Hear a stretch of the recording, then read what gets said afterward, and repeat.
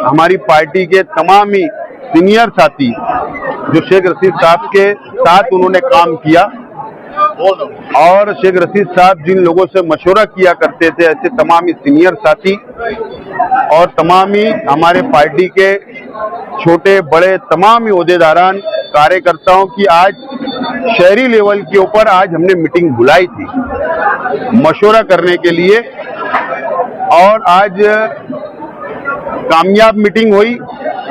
हमने जब ये बात समाजवादी पार्टी की तरफ से आई कि क्या हम गठबंधन कर सकते हैं, अलायंस कर सकते हैं क्या, तो उस वक्त हमने ये फैसला लिया था कि 7 लोगों की हमने कमेटी बनाई थी, इजाज उमर साहब और 7 लोग।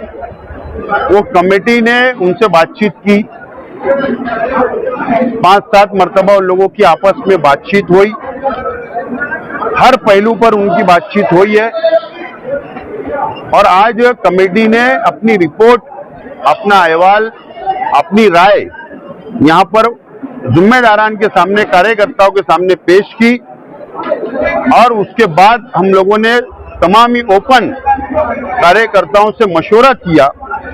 अलग अलग राय आई है, कुछ लोगों का मानना है कि अलायंस होना चाहिए, कुछ लोगों का मानना है कि नहीं होना चाहिए, कुछ लोगों का मानना है कि सेटिंग सीट छोड़कर होना चाहिए, कुछ लोगों का मानना है कि हर पैनल पर हमारी पार्टी का उम्मीदवार होना चाहिए।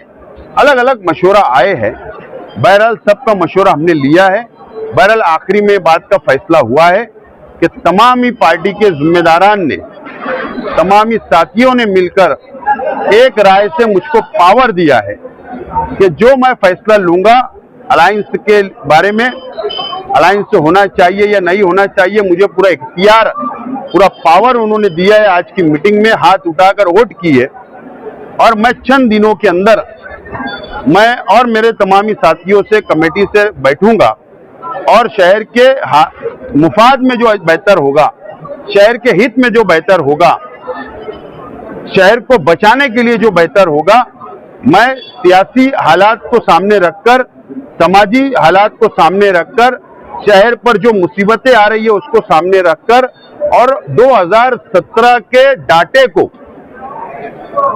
उस वक्त के इलेक्शन को सामने रखकर इंशाअल्लाह मैं 2-3 दिनों के अंदर नतीजे पे पहुंचूंगा और आप लोगों को इत्तला की जाएगी और मैं मेरे वर्करों को, मेरे जिम्मेदारान को इत्तला करूंगा। अभी आपने बड़ी तादाद में जब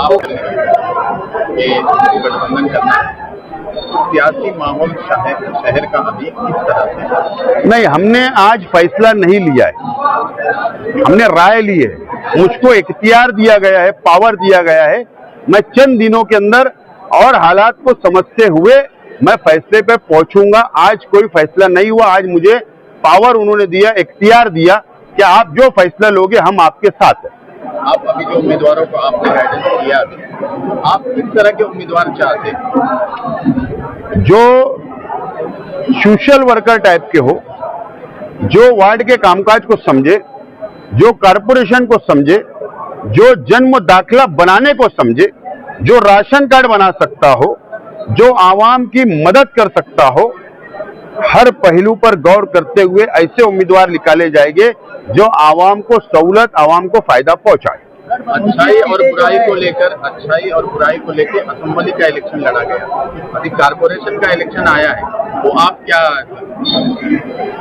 देखो, अच्छाई और बुराई पर जो असेंबली का इलेक्शन लड़ा गया, वो इलेक्शन आवाम ने देखा और उसके बाद से आज तक के हालात आवाम देख रही है कि अच्छाई और बुराई क्या है शहर में। बहरहाल इलेक्शन जब हम लोग आगे बढ़ेंगे तो उसके बाद स्टेज तो लगने वाले हैं, उसके बाद तमाम ही बातें खुलकर की जाएगी और जो अच्छाई और बुराई की बात करते थे उनका पोस्टमार्टम किया जाएगा। सर, जब इतनी बड़ी तादाद में बोगस वोटिंग हो रही है सर, पर थोड़ा सा खुलासा करिए।